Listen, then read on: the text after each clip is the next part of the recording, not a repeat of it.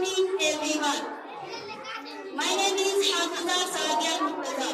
Today is 26th January, and this year we are celebrating 75th Republic Day. Republic Day is a national festival of India. The Red Fort is a very famous building in India. It is situated on the bank of the river Jamuna in Delhi. Its foundation is deep and the building is high and great. Many foreigners and tourists come to see it. A large crowd of people visit it from every part of India and different parts of the world.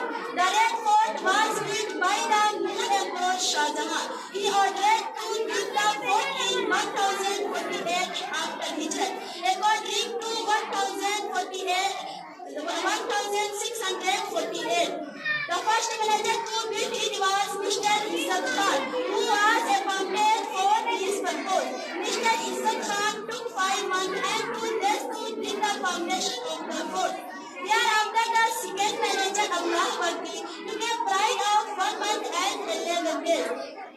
The wall was built 12 years high. The fort